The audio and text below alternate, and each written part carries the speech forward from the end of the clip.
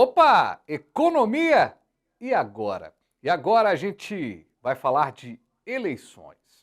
Mas não vou apresentar aqui nenhuma pesquisa eleitoral, nem mesmo falar do lado A, lado B, se o Lula ou o Bolsonaro vão ganhar, se o Ciro Gomes é a terceira via, ou a Tebet, ou quem lá mais vai aparecer nessa pesquisa eleitoral. Eu vou falar do impacto que isso gera na hora de investir.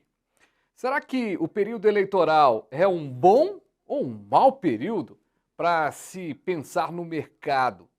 Pois é, para conversar sobre esse assunto, eu tenho a honra de receber aqui no programa, mais uma vez, o Gustavo Vaz, especialista em investimentos. Gustavo, satisfação, meu amigo, recebê-lo aqui no programa e logo que eu estava pesquisando sobre o assunto, vi uma matéria muito boa na revista Exame, inclusive, lembrei de você na hora para a gente fazer esse bate-papo aqui para tentar entender, né? E aí, período eleitoral, é bom ou não para investir? Seja bem-vindo, meu amigo. Muito obrigado, Fabiano. Obrigado a todo mundo que me recebe aí no Economia e Agora. E o momento eleitoral, ele é comum, né, no Brasil e no mundo. Investimentos também vão passar por momentos difíceis e bons durante a nossa vida inteira.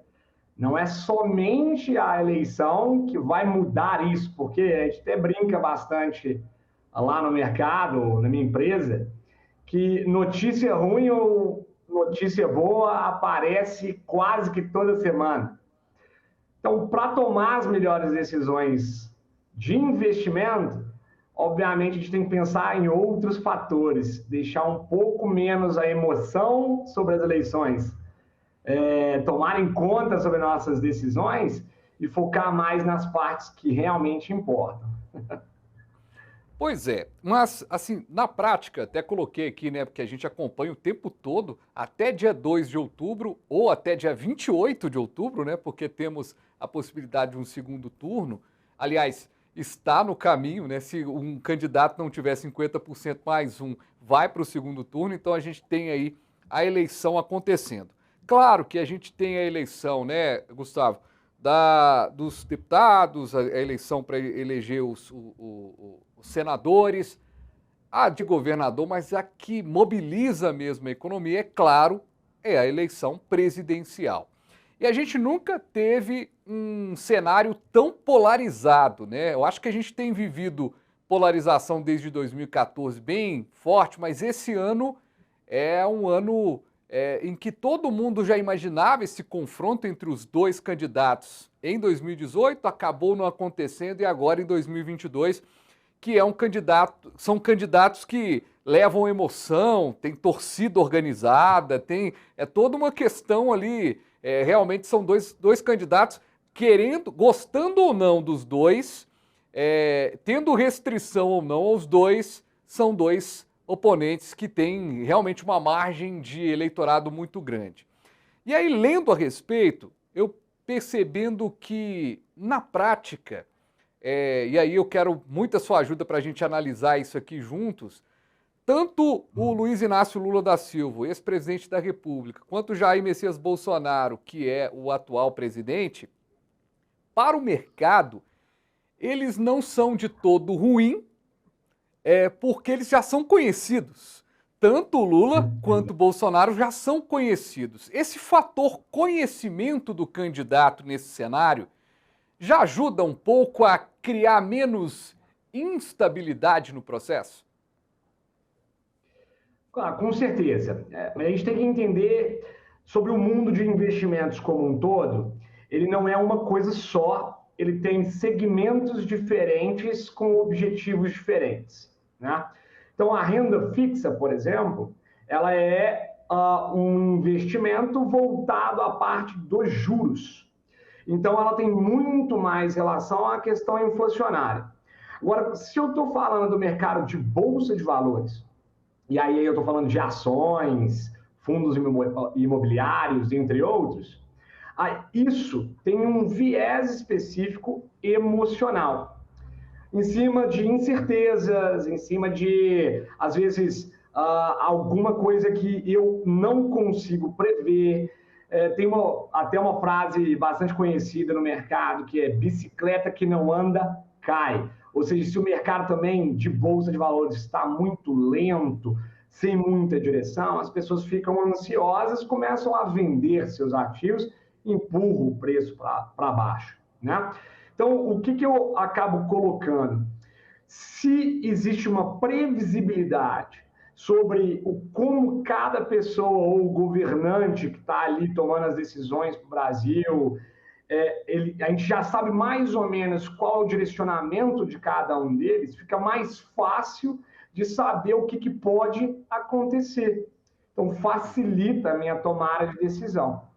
Se eu não sei quem é o candidato, se eu não sei qual é a proposta dele, ou eu nunca vi ele falar algo e fazer diferente, ou realmente fazer o que ele prometeu, logo é preferível alguém que eu já sei quem é e qual caminho ele vai tomar. Até mesmo aquele caminho que não necessariamente é melhor para a economia, para o desenvolvimento do país, por exemplo.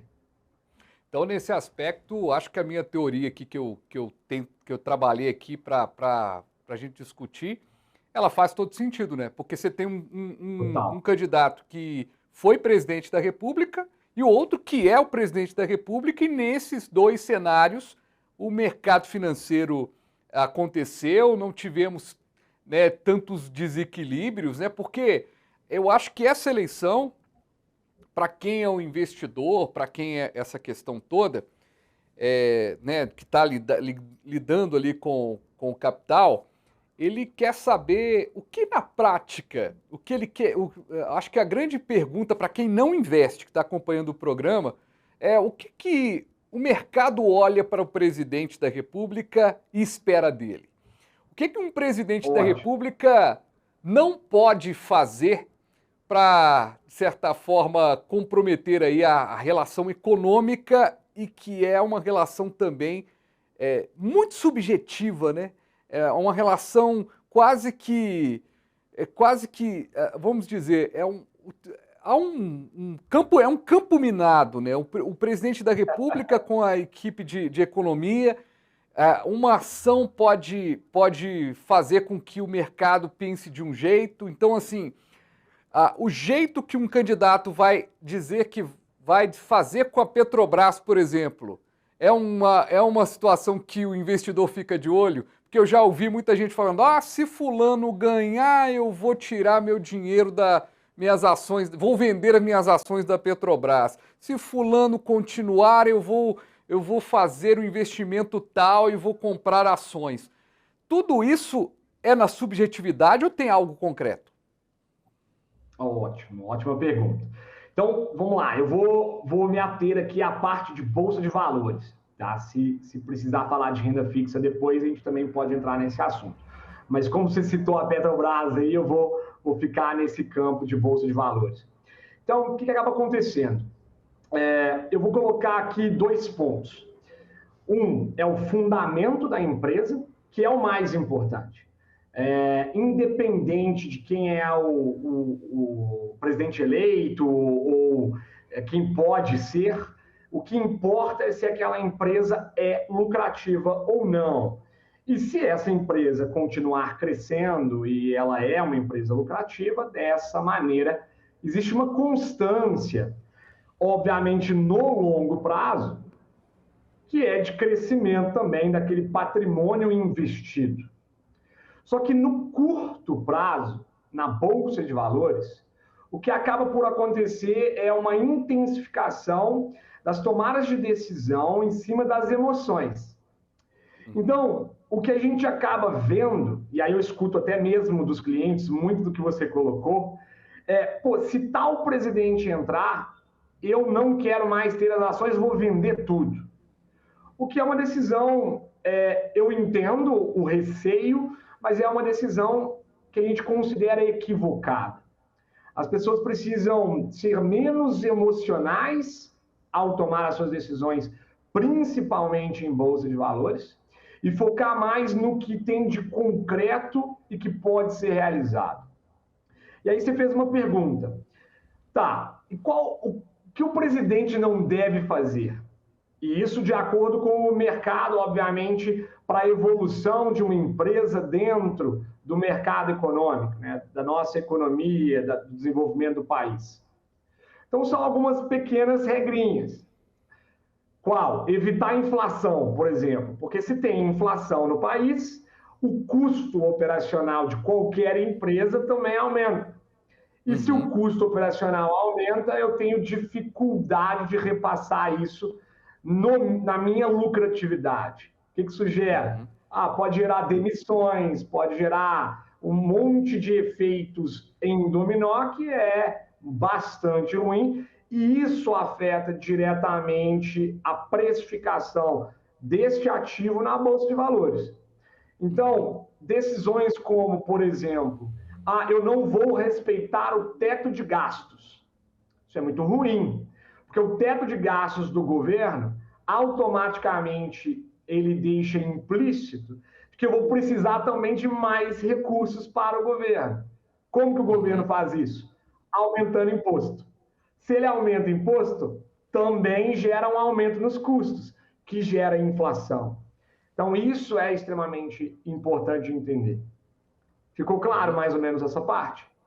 Sim, ou seja, eu acho que a economia, ter o ajuste da economia, né, da taxa de juros, da inflação e tudo que a gente está falando aqui em termos de governabilidade, é o momento ideal para a questão, né, do que diz respeito ao mercado. Ou seja, o que a gente está dizendo é que não tem nada saindo fora da curva. Então, a gente não está falando do movimento Kirchner, lá na Argentina, né, que modifica toda uma economia. A gente está falando de momentos mais seguros. E aí, olhando o cenário hoje dos principais presidenciáveis, Gustavo, a gente não tem muito...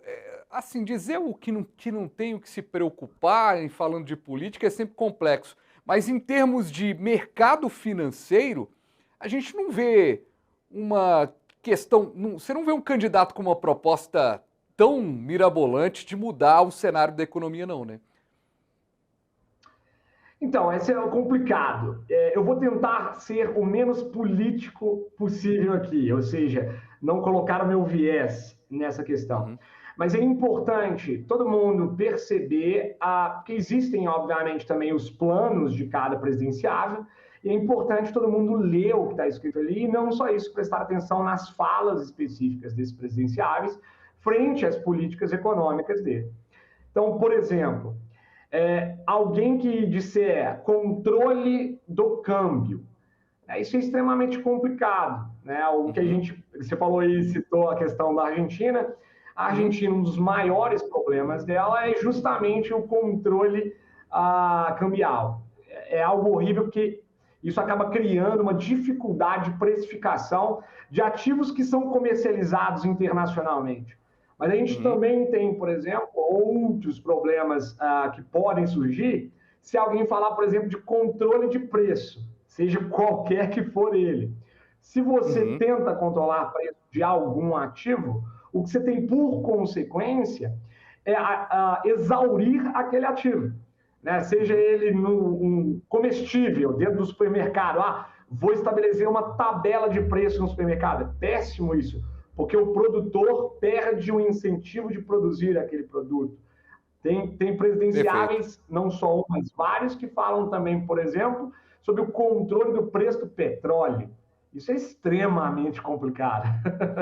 Gustavo, eu sei que a gente está falando de temas aqui que são espinhosos e a gente, cada um, claro, assim como o nosso telespectador, nossa telespectadora, cada um tem a sua visão política, o seu vai votar, o voto, às vezes a pessoa, o voto é secreto e cada um se coloca de um jeito. Mas aqui, independente disso, a gente está fazendo uma análise de cenários, então para tentar entender o quanto que isso acontece. Na volta, a gente vai ter que fazer um intervalo agora, a turma já está chamando, inclusive tem uma coisa muito bacana para você acompanhar aí ao longo do nosso intervalo comercial, tem muitos reclames bem legais. E na volta a gente vai abordar aqui também essa coisa do plano de governo, no que diz respeito à economia, o que ele interfere ou não. E um assunto muito discutido por alguns candidatos: taxar as grandes fortunas. Isso modifica um pouco no que diz respeito ao mercado financeiro? É o que a gente vai saber daqui a pouquinho no segundo bloco do Economia. E agora?